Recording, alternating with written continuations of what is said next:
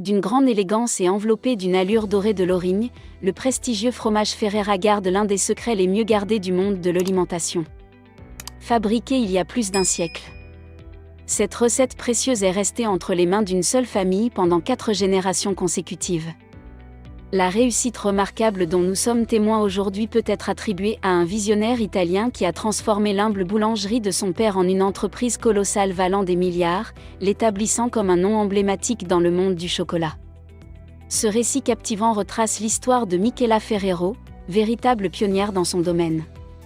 Michela Ferrero est entrée dans le monde en 1925, dans la région nord-ouest du Piémont italien. Cette charmante région, bordée par la Suisse et entourée par les majestueuses Alpes, est devenue la toile de fond de son enfance. Il a grandi dans la paisible ville d'Alba, nichée entre Turin et Gênes, dans le sud du Piémont. Cette région était réputée pour ses vignobles exquis, ses vestiges de l'ancienne civilisation romaine et ses gymnases architecturaux datant du XIIe siècle. C'est en entendant à là que le père de Pietro Miguel a lancé une modeste boulangerie alimentée par de grandes aspirations. Pietro, qui a perfectionné ses talents de pâtissier, s'est engagé avec ferveur à trouver l'harmonie parfaite entre le cacao et les noisettes, des ingrédients qu'il pouvait facilement trouver sur place. Cette détermination s'est traduite par sa propre interprétation du Yum Dua, une pâte de chocolat noir dense qui a contribué à la réputation du Piémont en tant que plaque tournante du chocolat. Grâce aux efforts de marketing de PH Rose, cette recette, baptisée Pasta John Dua, est passée d'un trésor local à un produit apprécié dans toute l'Italie, soigneusement emballé dans du papier d'aluminium, comme autant de bas à couper avec un couteau. Les pâtes Gianduia ont connu un succès immédiat. En 1946, Pietro, avec l'aide de son frère Giovanni, a créé la société Ferrero, qui a transformé leur modeste pâtisserie et leur petit commerce de chocolat en une entreprise de plus grande envergure. Étonnamment, la décision commerciale la plus importante de Pietro n'a pas concerné la boulangerie, mais s'est produite lorsque sa femme Pierre a donné naissance à leur unique enfant, Miguel. Ayant grandi à Alba, une ville rurale tranquille à l'époque, Michela n'aurait jamais pu imaginer la transformation qui l'attendait, lui et sa ville natale. Il a appris les tenants et les aboutissants du métier tout en suivant de près son père et en absorbant de précieuses connaissances en cours de route. Cependant, la vie lui a porté un coup déchirant lorsque son père est décédé prématurément à l'âge de 51 ans. Soudain, Michela se retrouve aux côtés de son oncle Giovanni pour relever les défis liés à la gestion d'une entreprise en pleine expansion. Tragiquement, le destin a frappé une fois de plus lorsque Giovanni est parti à son tour, le laissant seul capitaine du navire, dirigeant l'entreprise qui ne montrait aucun signe de ralentissement. Le père de Pedro McGill avait le don de fabriquer des confiseries uniques. Plus par besoin que par préférence. Il se tourne vers les noisettes, qui remplacent avantageusement le chocolat, difficile à importer, surtout en période de guerre où l'Italie se retrouve isolée du reste de l'Europe. Mais ce sont les pétrels, l'ingéniosité qui ont déclenché l'étincelle de l'entreprise, un atelier et une usine pour augmenter la production. Il était loin d'imaginer comment sa création allait évoluer une fois que son fils aurait pris le contrôle de l'entreprise. Mikhail est entré dans son rôle de dirigeant avec une vision audacieuse, s'éloignant des tablettes de chocolat ou des fourrages traditionnels. Il lance l'idée d'une pâte à tartiner au chocolat, baptisée Super Crema. Cette innovation est lancée en 1949, quelques années après l'arrivée de Michel à la tête de l'entreprise, et c'est un succès. Soudain, le chocolat n'est plus un produit de luxe pour l'Italien moyen, mais un produit indispensable au quotidien. Le Super Crema était niché dans des pots sur les étagères, voisinant avec d'autres pâtes à tartiner, signalant à Michel un état d'esprit novateur pour promouvoir son produit. Il a commandé un camion aux couleurs de l'entreprise pour parcourir l'Italie, offrant du chocolat à des enfants ravis.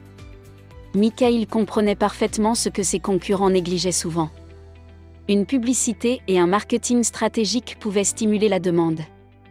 10 ans après la création de Machello El Forever Oil, l'entreprise s'est étendue à 3 usines supplémentaires, dont 2 sont situées en dehors de l'Italie. Sa percée s'est faite sur le marché allemand, où il a reconverti d'anciennes usines de missiles en usines de production de bonbons, tirant parti d'une infrastructure d'après-guerre et d'un engouement naissant pour les barres chocolatées, une tendance qui avait débuté lorsque celles-ci étaient distribuées en tant que ration de guerre. Mikhail a guidé Ferrero vers un immense succès. En 1964, il a pris une mesure audacieuse en rebaptisant Super Crema Nutella. Ce nom fusionne le mot anglais nu, noix, avec un suffixe italien évoquant des noms d'aliments tels que mozzarella, portobello et citronnelle, mais il ne s'agit pas d'un simple changement de nom. Son dévouement a donné naissance à Nutella et à une toute nouvelle recette distincte de Super Grima. La recette est tellement secrète que même les médias ne sont pas autorisés à visiter l'usine. On raconte même que la recette originale a été traduite en arabe et enfermée dans un coffre-fort égyptien. Nutella a fait l'objet d'une large promotion et est rapidement devenu le produit préféré des enfants européens. La stratégie astucieuse de Machello pour donner à la marque un attrait international a été un succès retentissant. En 1983, il a introduit le Nutella sur le marché américain, qui a pris d'assaut le monde entier. Mais malgré le succès de Nutella, il était loin d'avoir fini. En 1968, il crée un produit exclusivement destiné aux enfants, baptisé Kinder, ce qui signifie enfant en allemand, et la production de farelles roses atteint déjà l'Allemagne. Mikhaïl est confiant et s'adresse aux papilles locales. Kinder, dont le nom de confiserie est plus traditionnel que Nutella, Forever ou Shea, a conquis les cœurs avec son mélange caractéristique de chocolat au lait, de sucre, de lait, de poudre et de cacao. Au fil des ans, Kinder a lancé de nombreux produits, dont les glaces Kinder Surprise, Kinder Bueno, Kinder Maxi King et d'autres encore, ciblant continuellement les jeunes. Le génie de Mikhaïl ne réside pas seulement dans son produit innovant, mais aussi dans sa stratégie de marketing.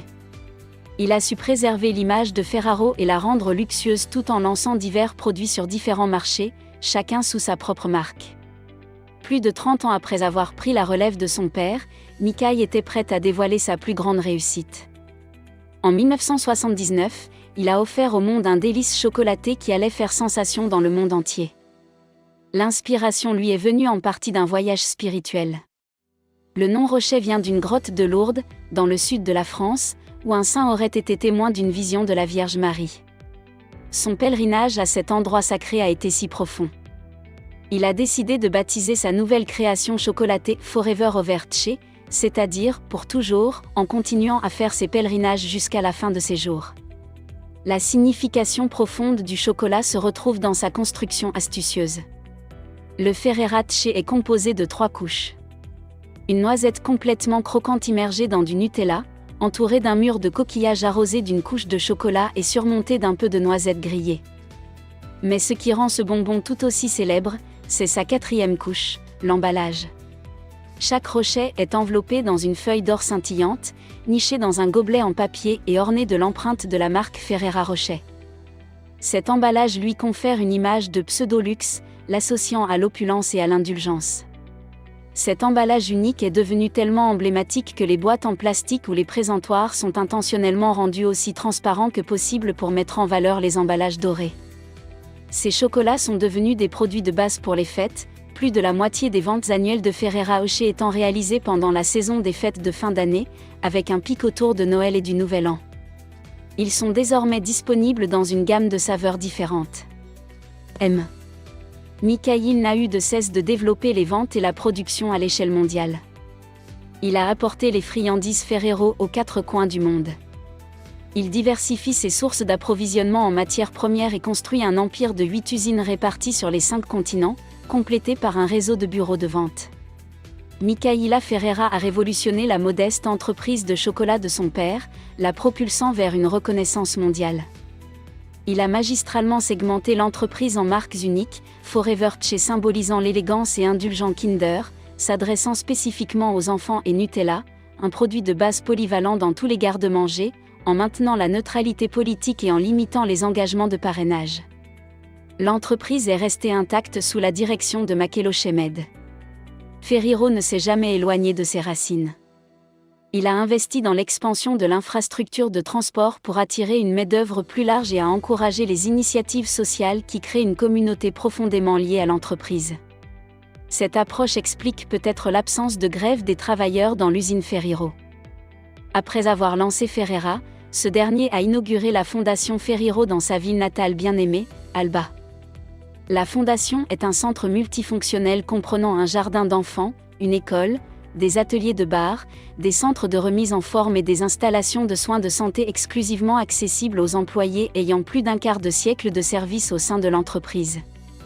Les rênes de la dynastie Ferrera sont restés dans la famille. Après le décès de Machello, ses fils Giovanni et Pietro ont pris la direction de l'entreprise. En 2019, le groupe Ferrera a généré un chiffre d'affaires annuel de plus de 11 milliards de dollars en 2018. Il a consolidé son emprise sur le marché en acquérant des activités d'une valeur de 2,8 milliards de dollars auprès de son principal rival, Nestlé.